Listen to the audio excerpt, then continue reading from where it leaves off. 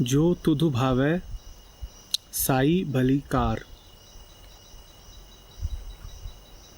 जो तुधु भावै साई भली कार। जो तुझे भाता है वही भला है। जो तुझे भाता है सो ही भला है।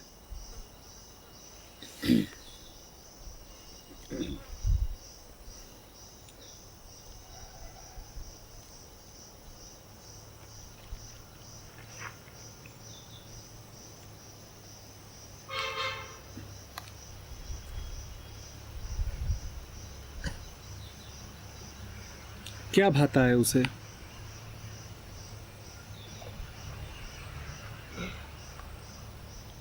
क्या भाता है उसे?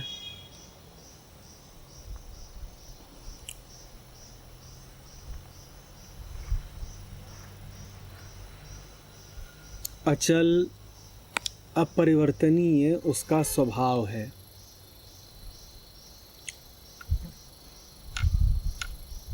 कुछ ऐसा नहीं जो उसे उसके आसन से डिगा सकता हो, भला चाहे बुरा।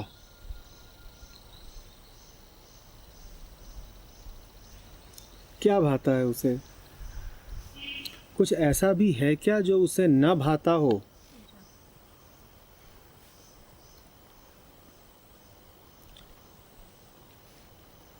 केंद्र पर वो पूर्णतया अडिग है।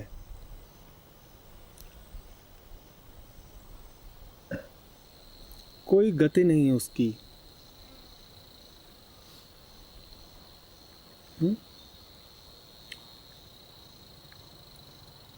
अचल अटल।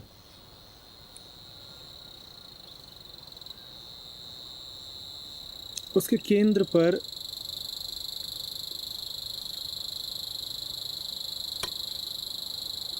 भाने न भाने का प्रश्न ही नहीं पैदा होता। तो नानक कह रहे हैं वही मनुष्य भला है जो वैसा ही हो कि उसका केंद्र सदा अनछुआ रहे।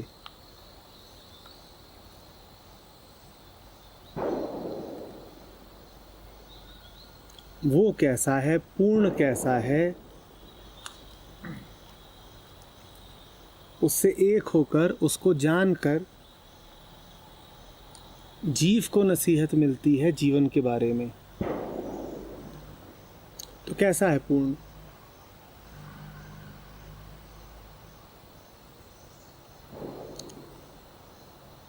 मूलतः मात्र साक्षी।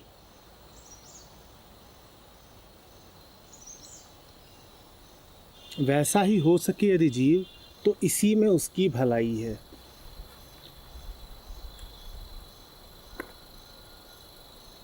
और कैसा है पूर्ण परम व्यक्त जगत में?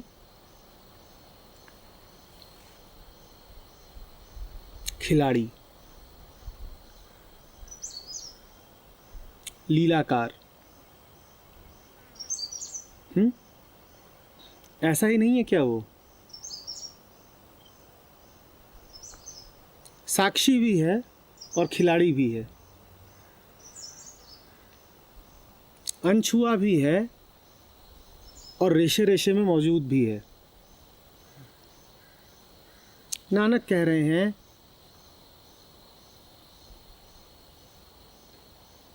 कि जैसा है परमात्मा वैसे ही यदि तुम हो सको तो इसी का नाम भलाई है।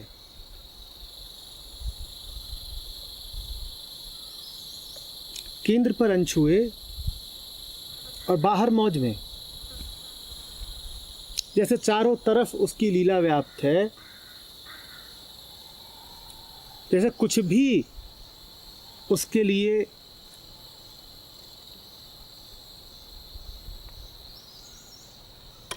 वर्जित नहीं है और न ही कुछ करणीय है। सतत गतिमान है, बिना हिले, वैसे ही तुम भी हो जाओ।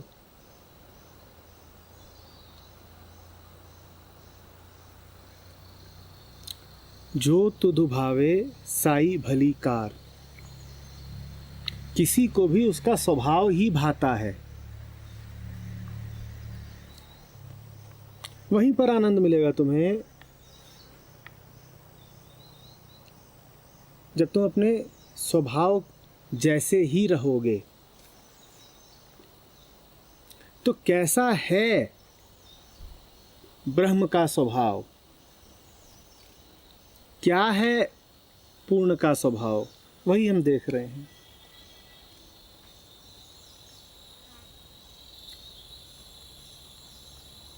क्योंकि हम देख रहे हैं इसीलिए हमें व्यक्त अव्यक्त की भाषा में बात करनी पड़ेगी, क्योंकि कभी वो हमारे लिए व्यक्त है और कभी अव्यक्त है। जब वो अव्यक्त है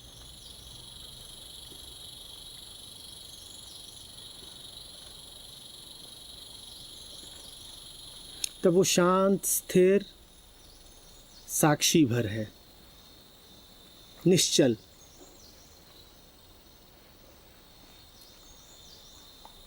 जिसे देखा नहीं जा सकता, इसे छुआ नहीं जा सकता, अव्यक्त है, अदृश्य है। तब वो है जिसे देखा नहीं जा सकता पर जो आँख को देखने की ताकत देता है। तब वो है जिसे सुना नहीं जा सकता पर जो कान को सुनने की शक्ति देता है। तब वो है जिसे कहा नहीं जा सकता पर जो सारे शब्दों में मौजूद है। ये है उसका स्वभाव। कुछ ना होते हुए सब होना, ये है अव्यक्त का स्वभाव। अव्यक्त का स्वभाव है कुछ ना होना।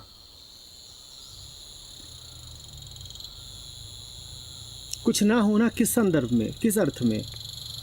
हमारे अर्थ में, क्योंकि हमारे लिए कुछ वही है जो इंद्रियों की पकड़ में आए। जब वो अव्यक्त है तब वो कुछ नहीं है, उसको हम उसका केंद्र कहेंगे। वहाँ वो कुछ नहीं है, मूलतः कुछ नहीं है। वही कुछ नहीं जब व्यक्त होता है तो सब कुछ है, ऐसा है वो। नानक कह रहे हैं उसके ही जैसे हो जाओ। वो कुछ नहीं है और इसी कारण सब कुछ है। कुछ भी ना रहो,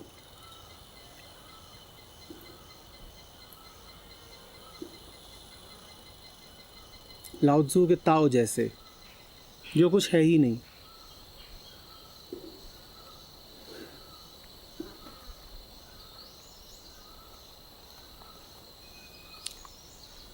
नसीहत है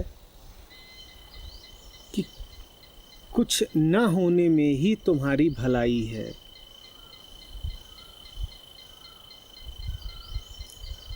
जो कुछ नहीं है वो सब कुछ हो सकेगा। जो जितना कुछ नहीं है वो उतना ज़्यादा सब हो पाएगा। ब्रह्म चूंकि पूर्णतया शून्य है, इसीलिए वो समस्त ब्रह्मांड बन जाता है। हम भी जितने खाली होते जाएंगे उतना व्यक्त होते जाएंगे।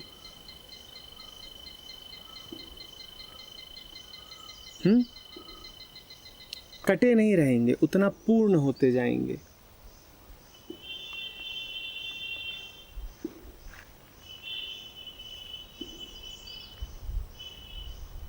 खाली होने से मतलब कंडीशनिंग से फ्री होते जाएंगे। बस यही समझ लो।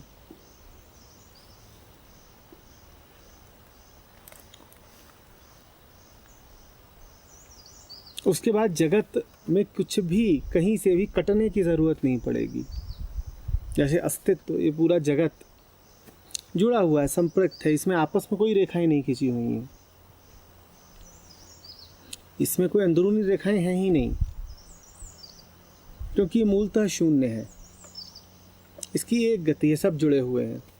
पहाड़ों से नदी का संबंध है, नदी से बादलों का संबंध है, बादलों का समुद्र से संबंध है, समुद्र का तट से संबंध है। सब आपस में जुड़े हुए हैं और कोई किसी को ऊंचा नीचा, भला बुरा, सही गलत नहीं कह रहा है। सब अपनी अपनी जगह स्थापित हैं और कह पाना मुश्किल है कि कौन क्या है, क्योंकि बिना पहाड़ के बादल नहीं, पहाड़ और बादल एक ही हैं। बिना बादलों के नदी नहीं, नदी और बादल एक हैं। हमारी आँख चूँकि उस पूरे तंत्र को एक साथ नहीं देख पाती है, इसीलिए हमें काट काट कर नाम देने पड़ते हैं। हम देख ही नहीं पाते हैं कि ये एक ही हैं। समुद्र से भाप का उठना, भाप का बादल बनना, बादल का पहाड़ से टकराना, पहाड़ों पे वर्षा का होना, वर्षा से पेड़ों का उठना, हमें दिखाई ही नहीं पड़ता ये एक ही चीज़ हो रही है, क्योंकि इस पूरी प्रक्रिया में समय है। जहाँ समय है वहाँ बंटवारा है। फिर हम कहते हैं अलग अलग है। हम नहीं कह पाएंगे कि समुद्र और पेड़ एक ही चीज़ है, वो एक ही है। तो ऐसा अभिव्यक्त होता है वो जो शून्य होता है, अनछटा, अनकटा। वहाँ कुछ कटा नहीं रहता, वहाँ सब एक है, एक सहज व्यवस्था है। जहाँ कोई वर्जनाएं नहीं और कोई मजबूरी भी नहीं, जहाँ कुछ ऐसा नहीं है जो विशेषतया करणीय है और कुछ ऐसा नहीं है जो अकरणीय है।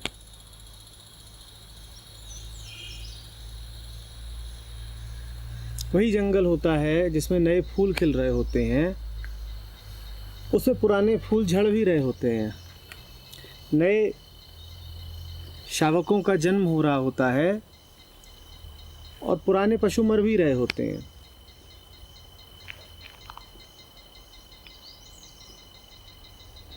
न कोई विशेष उत्सव है, न कहीं कोई मातम है।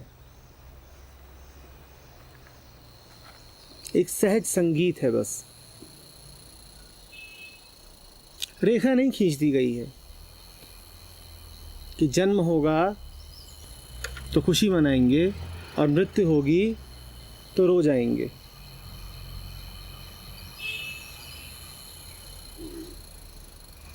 जन्म हो या मृत्यु हो, अस्तित्व के केंद्र पर कोई अंतर नहीं पड़ता और इसी को लीला कहते हैं। इस बात को ध्यान से समझ लीजिए।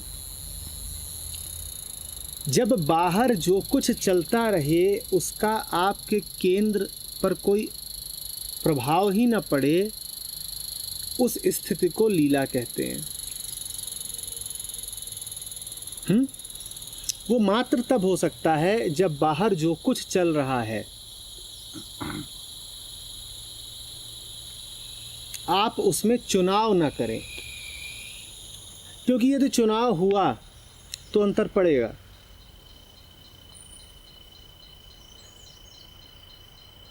और चुनाव का अर्थ होता है कि उसमें अच्छा बुरा सही गलत निर्धारित कर दिया गया। तब आप कहेंगे कि मैं अच्छे के पक्ष में खड़ा हूँ, मुझे सही करना है। ब्रह्म किसी के पक्ष में नहीं खड़ा, वो तो खेल रहा है। उसे किसी धर्म की स्थापना नहीं करनी है। नहीं, वो बिल्कुल नहीं कह रहा है कि पृथ्वी पर न्यायोचित काम ही होने चाहिए। न्याय कुछ है ही नहीं वहाँ पर। न्याय, धर्म,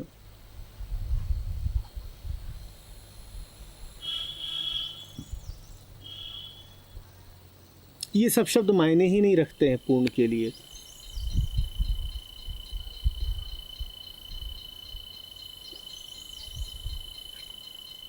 संत हमसे कह रहे हैं ऐसे ही हो जाओ। भीतर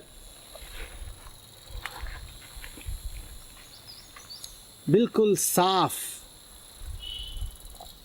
खाली,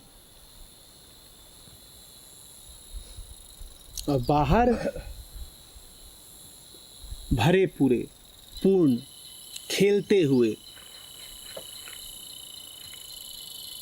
जुड़े हुए।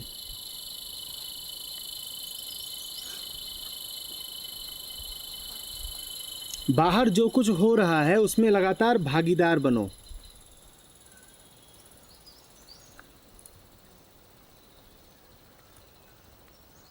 वहां तुम खेल के खिलाड़ी रहो पूरे तरीके से, और भीतर कोई खेल ही नहीं, मात्र साक्षी।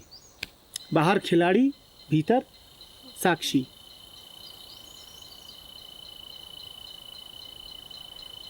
बाहर बाहर गति चलती रहे और भीतर अगति बनी रहे। यही है परम का स्वभाव, यही भला है।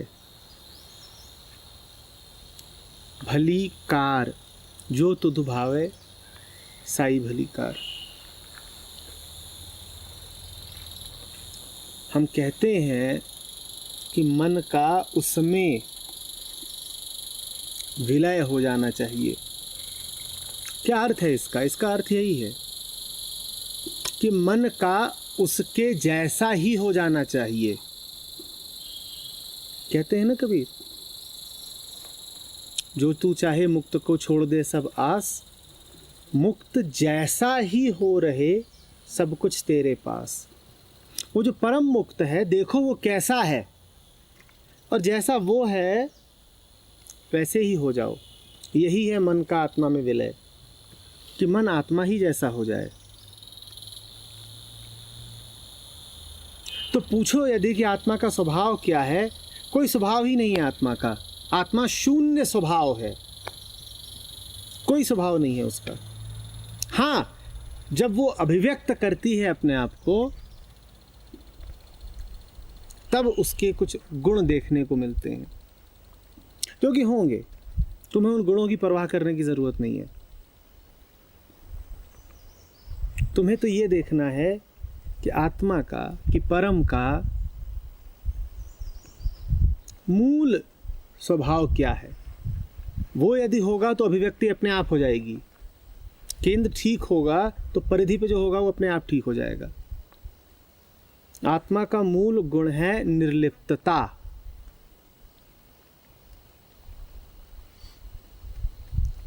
लिप्त हो जाना माने चिपक जाना। आत्मा का मूल गुण है निर्लिप्तता, नॉन पार्टिसिपेशन। और वही आत्मा जब अभिव्यक्त होती है तो उसकी अभिव्यक्ति होती है लीला। और लीला है खेलना, जम के खेलना।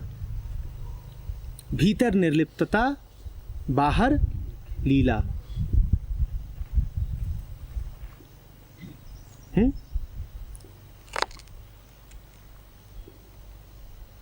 पर लीला करने की चीज नहीं है कि हम लीला कर डालेंगे। लीला तो सहज फल है निर्लिप्तता का। बाहर तुम खेल सको उसके लिए आवश्यक है कि भीतर पहले निर्लिप्त रहो, साक्षी रहो, अनछुए रहो। जो भीतर से अनछुआ है वही बाहर बाहर पूरे तरीके से खेल सकता है, सबका हो सकता है, पूरे से जुड़ सकता है, समष्टि का अंग बन सकता है। अन्यथा बाहर भी, जीवन में भी वो कटा कटा रहेगा, हिस्सों में बटा रहेगा।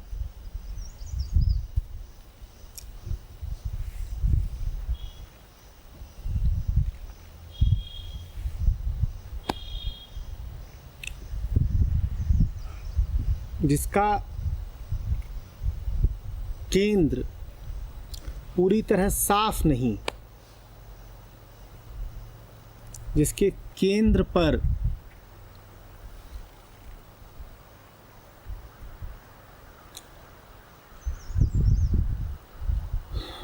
प्रभाव हैं, कब्जे हैं, वो जगत में भी प्रभावित ही रहेगा।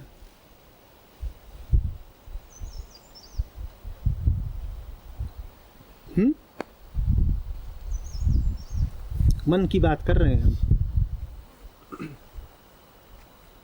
क्योंकि मन का ही आखिरी सिरा वो केंद्र है।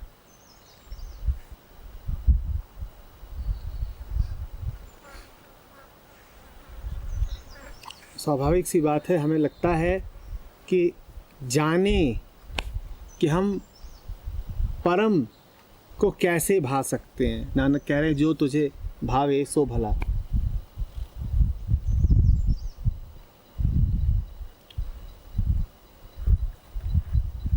मन का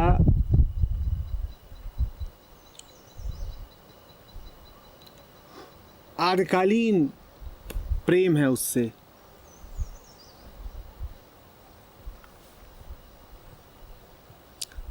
बड़ी पुरानी कहानी है।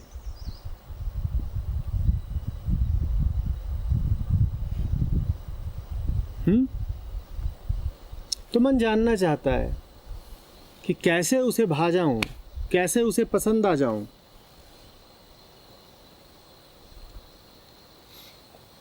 यही एक प्रश्न है जो मन के सामने हमेशा रहता है, कैसे उसे भा जाऊं। भले मन को स्वयं भी ये पता हो चाहे न पता हो, पर जूझ मन हमेशा इसी एक प्रश्न से रहा है, पिया को पसंद कैसे आ जाऊं, क्या करूं कि उसे पसंद आ जाऊं, मुझे भा ले, वो मुझे स्वीकार कर ले। तो यही है समाधान। उसको वही पसंद है जो उसके जैसे हैं,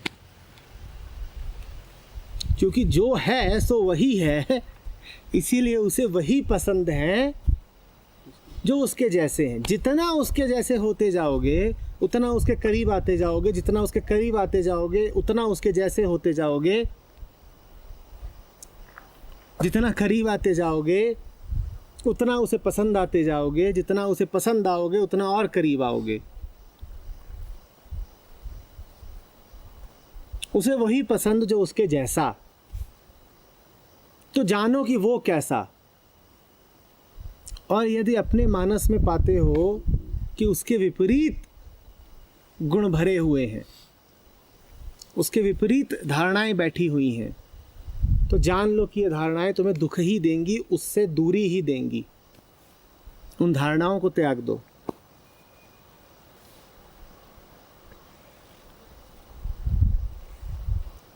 समझ में आ रही है बात?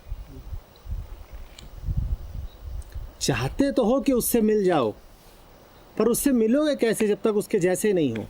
वैसे ही हो जाओ।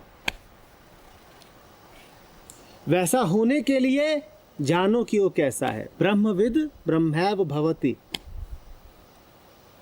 जानो कि ब्रह्म कैसा है, फिर वही हो जाओगे। और यही परम भलाई है, यही परम शुभ है, यही परम कल्याण है। उसको जानना, उसके जैसे हो जाना, उससे मिल जाना। उपनिषद बड़े सार्थक और बड़े बोधगम्य तरीके से कहते हैं, तद पश्यत तद भवत तदासीत। उसको देखा, उसके जैसे हो गया। अरे मैं तो सदा ही वो था। तद पश्यत तद भवत तदासीत। उसको देखा, देखते ही उसके जैसा हो गया। और जैसा ही उसके जैसा हो गया तो जाना कि अरे फालतू ही भटक रहा था, मैं तो सदा ही यही था। कब ऐसा हुआ है कि मैं ये न रहा हूं? बस भ्रम था, भ्रम हटा नहीं कि काम हो गया।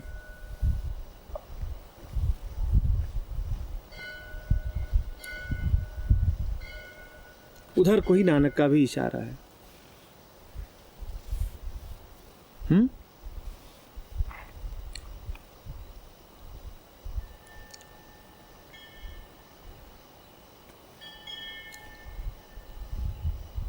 सागर की लहर सागर के विरुद्ध तो नहीं जा सकती ना। जो सागर का स्वभाव सो लहर का स्वभाव। काहे में है लहर का हित? लहर का हित इसी में है कि वो सागर जैसी ही रही आए।